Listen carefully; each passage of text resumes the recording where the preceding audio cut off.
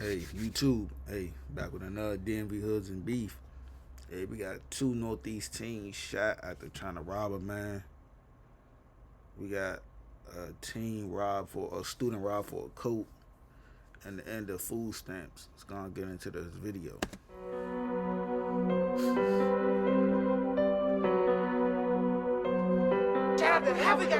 Today, we will discuss some topics that have been going on, such as Clay Terrace, youngin' gets killed after trying to rob someone, student robbed at gunpoint for moose knuckle coat, and we will also get into the end of federal food assistance. The first topic we will get into is end of federal food assistance. Recently, multiple posts would go viral speaking on how the government will not be sending out EBT on November 1st due to the government shutdown, and DC would be in an uproar about this situation. Articles would say, breaking news. The Trump administration announced that federal food assistance will be halted beginning November 1st due to the government shutdown. Food assistance used by more than 40 million Americans will not be distributed from November 1st due to the ongoing U.S. government shutdown, according to the U.S. Department of Agriculture. The Supplemental Nutrition Assistance Program, SNAP, is used by 1 in every 8 Americans and plays a vital role in many grocery budgets. The Trump administration has been criticized for refusing to release nearly $6 billion in federal contingency funds for the Supplemental Nutrition Assistance Program, SNAP. A DC man would go viral ranting about how he doesn't care about the end of food stamps and how people should stop having kids if they are going to depend on the government. Nah, for sure. Do you agree with this man? Absolutely. Or does this food stamp situation affect you? The streets would react. It one time, a lot of motherfuckers thinking it, but they ain't gonna say it. Listen here, I don't give a fuck about y'all losing y'all food stamp. I'm 25 with no money. I get up at 6 o'clock to go to work, and at the end of the work, I go coach kids. It's just not hard for you motherfuckers out here with kids. It's hard for us too. And I know way do I want my hard-earned tax money going towards you and your non-kid just because you couldn't get off your back and go get a job or tell a motherfucker to wear a car. So no, I do not give a fuck because you're losing your benefits. Get off your ass, go get a job, do what the fuck you gotta do to raise your kids because you had them. I'm not paying for your kids anymore. I don't give a fuck about that. Them kids can starve. If you don't care enough to get off your ass and go feed them, why the fuck should my tax money have to do it? The using and abusing of the system is over because us motherfuckers who can't get SNAP benefits or free medical, we still gotta make a way. So if they've been saying... That's offending. No, that's a fact. Like, that is a real deal fact. Like, bruh, just because you got all these kids, and I got kids, I got 2 kids, bro. I take care of my kids, my responsibility. I work and take care of my kids. Y'all dudes or y'all girls that just want to get government assistance and not understand that, hey, like, you gotta really like work. Everybody gotta work. You not exempt to working. You better get off your ass. This job's hiring. Y'all don't want to do it. Y'all do the bare minimum. Y'all get a job and do the bare minimum.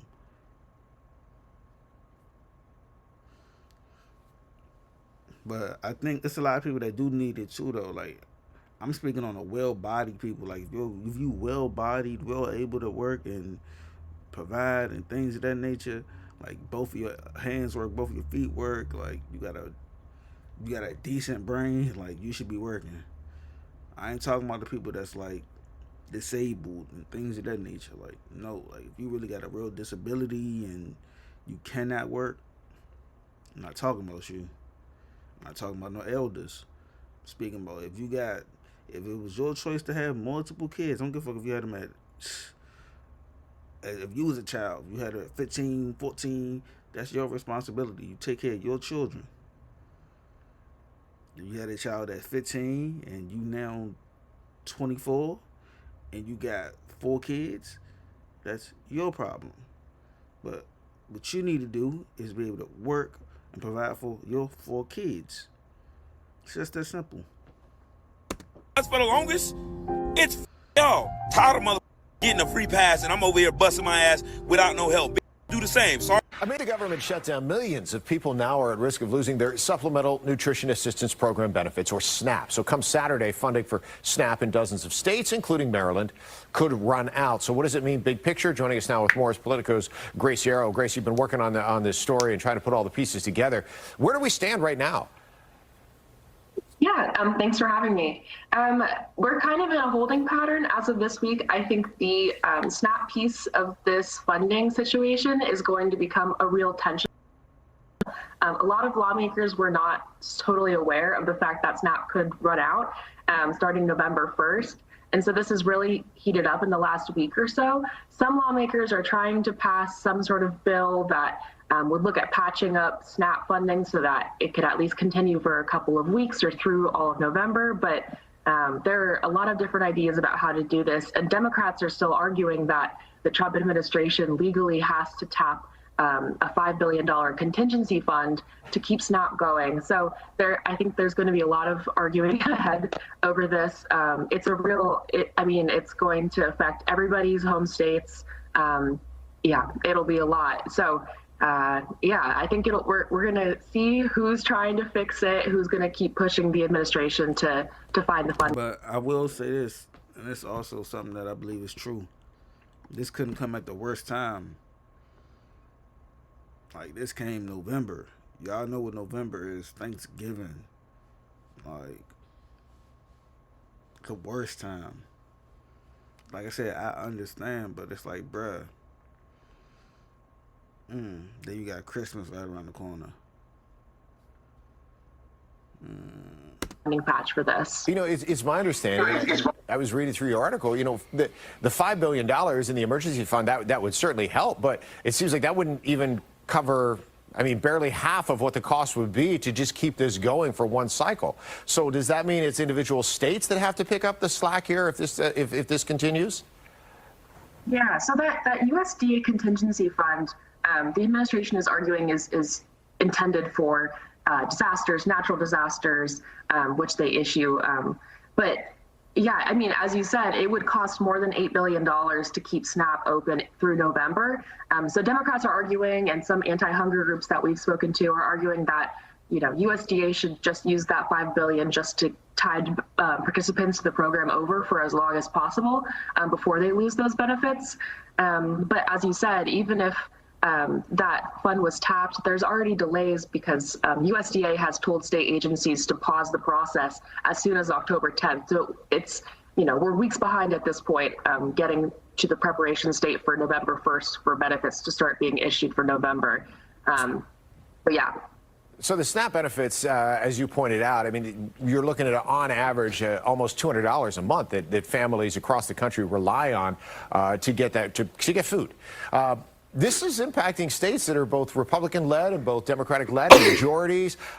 We've seen other things in the past with government shutdowns. The military pay is one of them that you would think would be a way to get both sides to come to an agreement. Might this be something that could lead to the end of the shutdown, or are both sides going to continue to blame each other for why we're here and not address the issue? It's hard to tell at this point. I think everybody is really aware of the looming crisis that could come with SNAP benefits ending. A lot of people are nervous about that happening, especially right before the holidays when food banks and food pantries already experience high levels of demand. Kids are home from school. Hunger, it tends to spike during the holidays anyway. So everybody is really aware, I think, of that looming crisis. But as far as I can tell, I don't think it's changed anybody's perspective on maybe coming to the table more, letting down some of those red lines that are broadly holding us back from reopening the government. So it's hard to tell, but that could change in the coming days, as people hear from their constituents and, SNAP participants start getting more notices that they are going to have benefits come November 1st. Grace, real quick, we got to wrap this up, but any update for Virginia, Maryland, D.C. people who rely on SNAP benefits?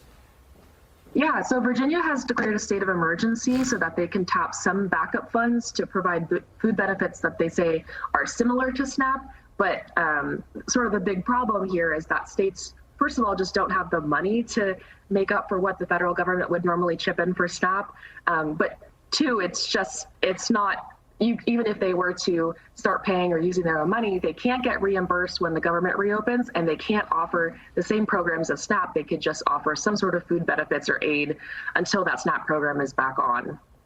All right, so the challenge continues this morning, and we're going to keep an eye on both your reporting and what we hear from the Hill. Politico's Grace Yarrow joining us this morning to talk about some of these SNAP benefit challenges. Thank you, Grace. Good talking to you this morning. It is 7:22 right now. We're going to take a short break. We'll have much more Fox 5 Morning at 7 right after this. How we got Greg in the book?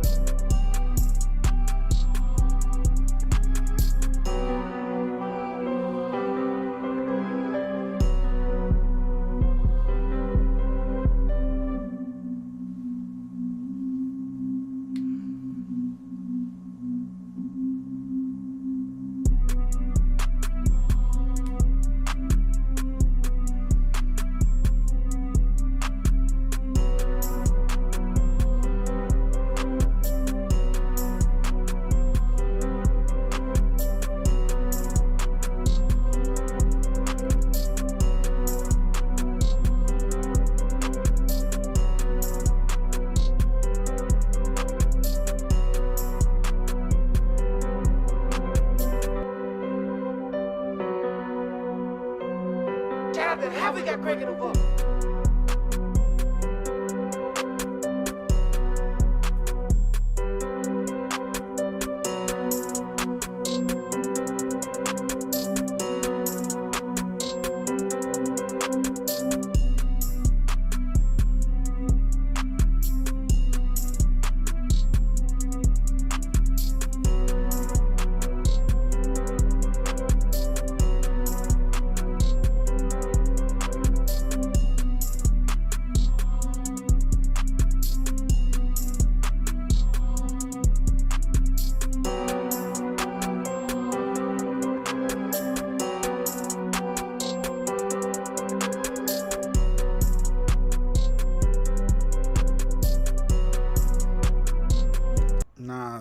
Nah, see, I'm making a lot of excuses, bruh. If you have a job, you live within your means. Your job, and I understand. Like, I totally understand, right? I understand bills, I understand responsibilities, I understand all of that. What I'm saying is, if you're paying for certain things that you obviously don't need, take that off. That means that bill comes off. If you're paying for Hulu, Netflix, Disney Plus, HBO Max, Showtime, if you got cable, you cut some of them things off that don't matter at that time because it's not equaling up to your money. All these apps on your phone, the subscriptions on your phone, you cut some of those off. Now your money decreases in that aspect. So now you got more money in your bank account. That money is supposed to be for your food. We understand you paying your rent, your car note, your car insurance. Boom. Right? That's all fine and dandy. We talking about everything else. What are you doing with other things with your money? If you want to go out to happy hour every day, if you want to order food every day, order out food every day, if you have to take Ubers back and forth every day, I get it. But it has to be a way to work around to where you have more money that meets your job income level. And if you're just doing surface level, like you just working part-time, that's more of a you thing. You need to be going into a full-time business. You need to be working full-time. If you working, I don't know if your job, like if you live in a state to where you making $7 an hour. I mean, what else can we do at that point? Like, we going based upon your state at that point. Like, it's not much that somebody could do unless you build your skill set up or you get a degree or certification, something that could put you in a better financial situation because you got more infrastructure on your resume. But we can't do nothing if you're making the bare minimum. If you're making $8 an hour, $8.25 an hour. And in DC, we don't make that. We make like 19, but that's minimum wage, by the way. But I'm saying if your minimum wage is $8, like in North Carolina or like South Carolina or like Missouri, somewhere like that, it ain't much that we can do about that unless you build up your job profile. Like, but yeah, it just, what are you doing with your money? If you just get your money, you just spend it on nonsense. Yeah, we can damn near say like, all right, bro, that's why you're not having no money, because your money's going to bull stuff. So.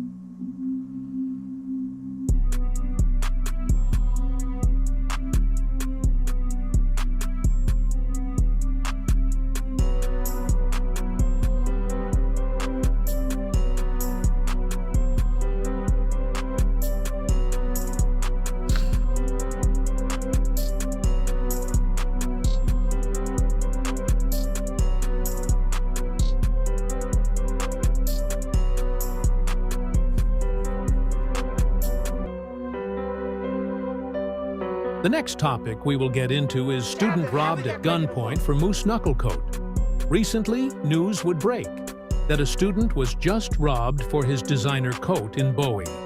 And articles would say, student robbed at gunpoint for Moose Knuckles jacket near Bowie High School. At approximately 2:36 p.m., officers responded to the 15,200 block of Annapolis Road for an armed robbery that occurred at Bowie High School. An individual approached a student and robbed them of their Moose Knuckles jacket and fled in a black Acura. The student sustained minor injuries and was taken to a nearby hospital for treatment. A bystander attempted to follow the suspect's black Acura, but stopped after the suspect fired 2 shots in the air. Moose Knuckles jacket robbery. Police released suspect vehicle photo after student targeted. Police are stepping up patrols after a student was robbed of a high-end coat near Bowie High School, followed by gunfire. Fox 5's Stephanie Ramirez reports that police across the region have previously warned about thefts targeting expensive coats and sneakers. In the latest incident, Bowie police confirmed a student was targeted for his Moose Knuckles jacket, which can cost several hundred to more than $1,000, depending on the style. The student had just finished school and was waiting for a ride when a man approached and demanded the coat. The suspect then entered a vehicle and drove off. Police say the student's ride arrived moments later and began following the suspect's car. That's when the suspect allegedly fired 2 shots into the air before fleeing the scene. Fox 5 spoke with Bowie Police Deputy Chief Robert Liberati, who urged parents to stay alert near schools and choose practical, affordable clothing over high-end items to help keep children safe. Police are searching for a black 2015 to 2020 Acura TLX with Maryland tags 1BY8071, which have been reported stolen. Ramirez said the student was injured, taken to the hospital, and is expected to recover. A video would go viral of a young nigga saying how, if you are out trick or treating this year with a designer coat on, he's going to bag your ass. Do Do you think having a designer coat nowadays is risking your life? The streets would react. Side with a moose or goose on trying to see for these trick or treating and shit. I'm a trick or treat and I'm gonna take your shit, nigga. My father, and we gonna come 20 deep and we gonna take that motherfucking coat. Don't get bowed for a coat, you and me, my father. In Bowie, police are stepping up patrols after a student was robbed of a high-end coat, followed by gunfire. Fox 5's Stephanie Ramirez is live outside of Bowie High School this morning with a warning to all area students and families. Marissa, good morning. And this is something we've covered in the past with police all across the region, previously warning about high-end coats and sneakers being stolen. In fact, it gets serious as well. 2024 January reported on a 14-year-old student in Hyattsville being shot in an attempted robbery over his Moose Knuckles jacket. I want to show you video from that day. You see the jacket being taken in as evidence. It's a jacket that can cost a couple hundred, few hundred to over $1,000 depending on the coat. But in this most recent incident, Bowie City Police confirmed a student was also targeted over the same brand jacket. Bowie High School just let out for the day yesterday. The student was waiting for a ride after 2 in the afternoon when we're told a man came up and demanded that the student take off the jacket. The suspect then hops in a car and drives away. Now, at that point, we're told the student's ride arrives. They realize what's going on and they start to follow the suspect's car. That's when police say the suspect had fired 2 shots in the air before leaving the scene. Bowie's deputy chief speaking with our Nana Bansu on the matter. So we want to ask everyone to be vigilant, especially if you're walking around school for a car like this that may come across, and really ask the parents. It's this time of year when you're starting to wear coats and you're buying stuff for your kids. Keep that in mind. So maybe something a little more reasonably priced would keep them safe. Now, guys, on the suspect car on your screen here, this is what police shared. They're looking for a black Acura TLX with Maryland tags 1BY8071. The tags were told already reported stolen. Guys, we're also told that the student in this incident here at Bowie was injured, taken to the hospital, but is expected to be okay. Back to you. Start this half hour, though, with a Fox 5 exclusive. A D.C. mother is demanding answers after her daughter was robbed near her school. This happened Tuesday near Capitol Hill Montessori at Logan. It's a story you'll see only on Fox 5. Fox 5's Lily Zhang is live tonight with more. And Lily, oh my goodness, so alarming to hear this. Tisha, it is. And the victim in this case, only 13 years old. Now, her mom says she's gone to the school for 4 years now, and this might be her last year at this school as her mom questions whether security could have stepped in. I feel helpless because I've tried my hardest to comfort her, but I don't know the exact words to say to comfort her, to make her feel safe. That has been the reality for the past 2 days for Dayona Campbell and her daughter. She says she was held down by her wrist and her neck before the suspects got away with a Moose Knuckles jacket. Held down by her wrist and her neck? What? Oh, no. Police report says a witness saw a, quote, group of boys approach the victim and her friends. The victim's mom says the detective has told her that that group was as many as 15 people. Now, she says this was determined by video surveillance. Important to note here that Fox 5 has not been able to independently confirm that number. We have not seen the video, nor has the victim's parent. Even so, she says just being described what happened was enough to demand answers. It was breathtaking because I wasn't here to protect my child. And the school, they didn't notify me of anything. Like, I was unaware until my child called me. When my child called me, she was hysterical, crying. And I couldn't understand really what she was saying until she slowed down. That the school did send a letter out to parents today addressing what happened 2 days after this incident. That victim's parent also told us that she did speak with security on what happened. They say that they didn't catch what happened in real time. It wasn't until they were able to rewind the video until they could see with their own eyes what happened. Tisha. And for the last topic, we will discuss Clay Terrace teen killed. Recently, news would break that a teen was just killed around Watts. And allegedly, this incident would stem from a move gone wrong. police would recover a firearm on one of the teens who was shot, and they would be taken into custody. And video footage would show the crime scene too. Articles would say, possible homicide shooting. 2 juveniles shot 300 blocks of 62nd Street Northeast. 2 juveniles shot. One conscious and breathing, the other unconscious and not breathing. MPD investigating.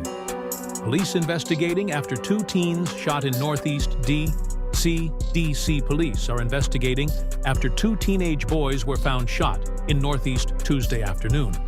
What we know, according to MPD, patrol officers responded to the 200 block of 62nd Street, NE, around 4:30 p.m. after hearing gunshots. They found 2 teenage boys suffering from gunshot wounds. One boy was unconscious and not breathing. The 2 were immediately taken to the hospital for treatment. At this time, one remains in critical condition. Shortly after the shots were fired, police say they stopped a teen who had a gun on him.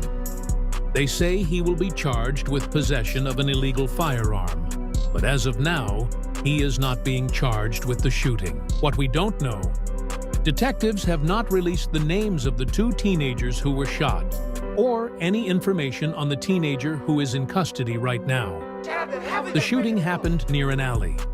Fox 5 asked police why the teenagers were there in the first place, but they say that remains under investigation. Police have not released a motive. What they're saying, it's heartbreaking. It's really heartbreaking, MPD Commander Jaron Hickman said. We have too many young people that have access to firearms. It's frustrating for us, but I can assure that our officers were here in seconds. We're here. We're doing the good work. We just need some of these young people, some of these young adults, to find a better way besides possessing illegal firearms. Do you think we will start to see more situations where youngins are getting shot or killed trying to bag shit? That's the end of this video.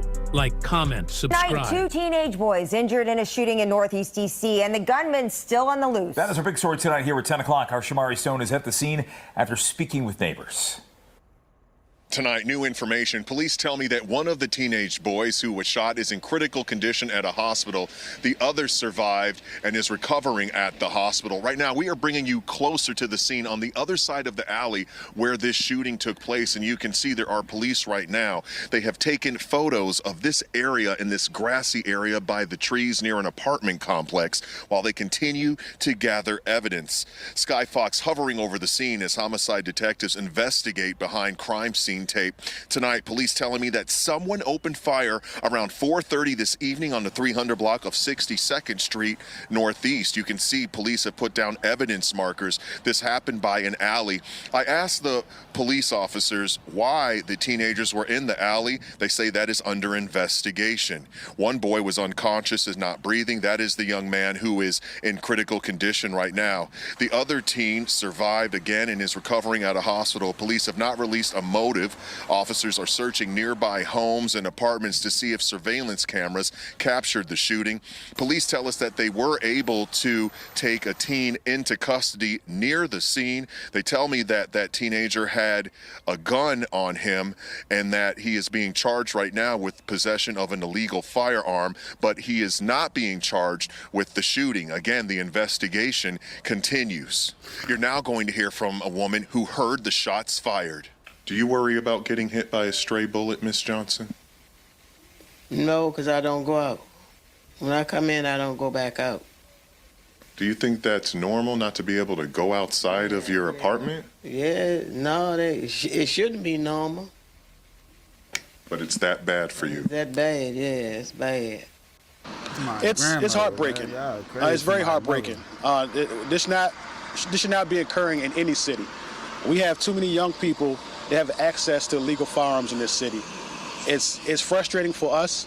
What I can assure is that our officers were here within seconds. They heard the gunshots, they came here, they rendered aid, and we were able to stop somebody with a firearm a short distance away. And tonight, police want anyone with information about the shooting to give them a call. Yeah, that shit lame. That's the lame part about it. It's somebody's mother, somebody's grandmother. a lot of you young niggas don't got no structure, ain't never had no infrastructure, so like y'all don't really be caring. Like, oh man, that's somebody's mother. I don't care. Oh, like, bro, that could have been your mother. Your mother deserved to go outside and walk her neighborhood and be safe. Y'all want to hold the block down so bad. Like, hold the block down the right way, bro. Help these ladies get across the street and shit like that. Like, who raising y'all niggas, bro? You niggas is goofy and weird. See y'all in the next video.